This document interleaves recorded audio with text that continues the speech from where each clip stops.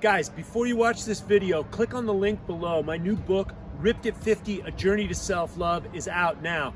I've spent the last 31 years amassing this information. It has the 9 pillars of health that apply to all human beings. Hey guys, Troy Casey, certified health nut, super psycho chicken of cyberspace here.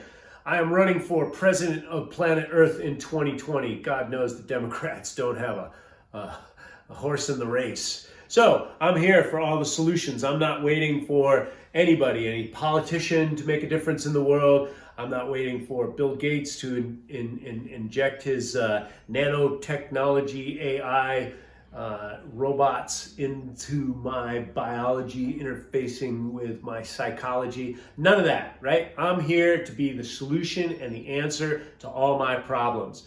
What the platform that I'm running on are clean air, water, soil, and equitable systems for all mankind in my lifetime. My mission is to raise human consciousness and change all systems. My solutions are free energy. What is free energy? We can harness the energy that's already on the earth. Nikola Tesla was involved in this in the early 1900s, and then during the 80s we were exploring cold fusion until that got shut down. So if the solutions are there, whatever the mind can conceive and believe it can achieve, once we take, it's kind of hard to take oil out of the picture because we're all running on oil. But oil and the petrodollar are two things that need to be upgraded as we evolve. So instead of fighting the banking system and fighting the petrodollar and fighting oil wars and proxy wars to get the oil out of the ground, like Libya, Syria, Iraq, Darfur, Sudan,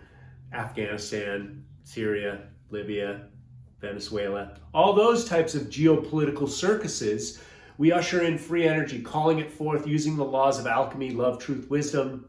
Focus creates reality, no different from the Wright brothers wanting to speak it into existence, or Steve Jobs wanting to put handheld computers into everyone's hands. Wright brothers wanted to fly like an eagle. Everybody told them they're crazy. Now we take it for granted. Just go down to the airport and fly anywhere we want in the world.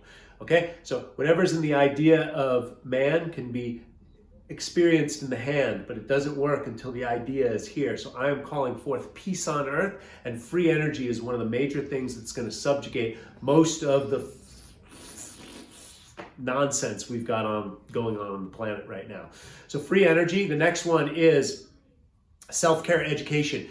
When we have holistic health principles, as I've taught in my book, the 9 pillars of health, these are fundamental principles that apply to all man, woman, and child, healthy or sick, their biology, physiology, and psychology.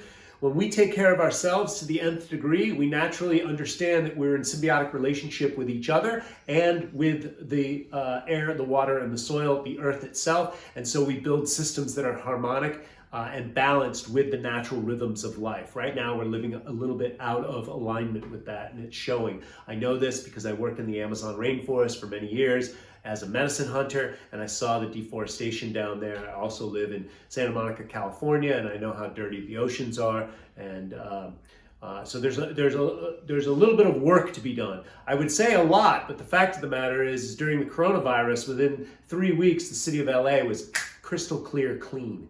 So we can create miracles on this planet once we focus our mind and we have these major solutions. So speaking into existence, we're using self-care education. When the human being knows how to take care of themselves, they know how to take care of other people and, of course, the earth around them. They take care of their natural environment.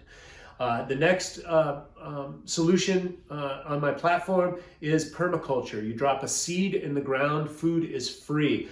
Yes, it costs money in our current petrodollar system to bring that food to market, but if you do any research, you know that we throw away as much food as we manufacture, and they throw away a lot of that food because of shelf life and because of the way it looks aesthetically.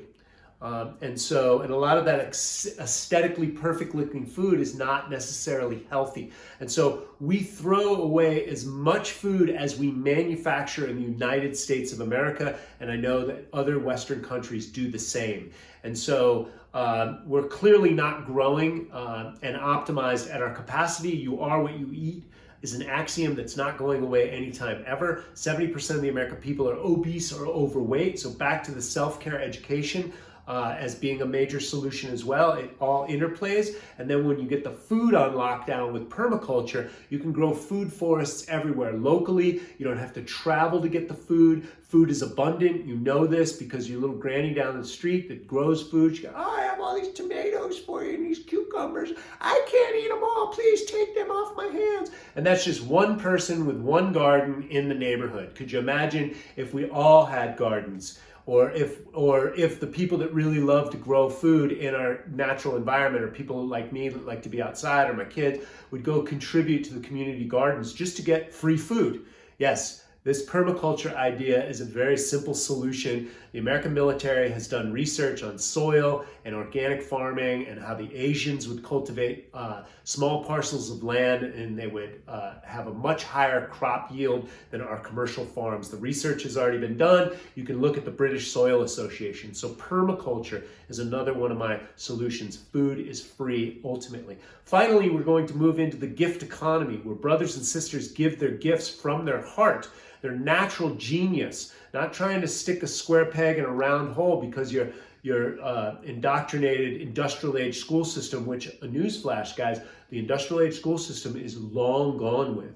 So you have no use for that. And so the fact of the matter is when you have the self-care education, you know how to take care of your body, and then self-care education comes with modules on dream, purpose, and legacy for you to understand your own genius, your own effortless, and then you can go out and give your gifts to people in free exchange. Who's going to clean the toilets in Santa Monica Beach? I will. I'll do that for a few hours each week if I have to enjoy a beautiful beach that I love.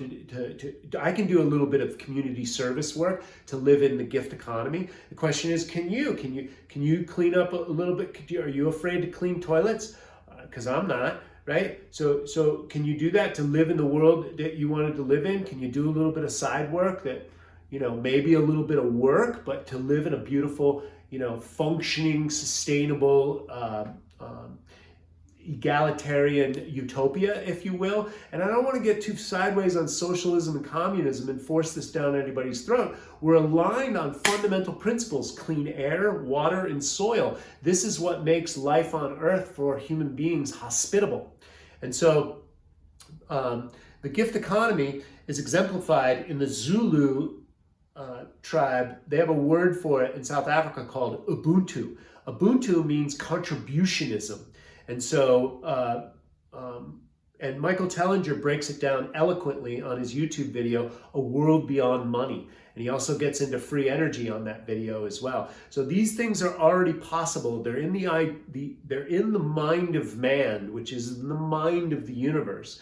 We can pull down other ideas that support these ideas, and no different from everything you see in the natural world that is not natural, it was created out of the mind of man. So if we can put rockets into space, and we can fly airplanes, and we can make these handheld devices and digital platforms that spread these messages worldwide, what else can we do?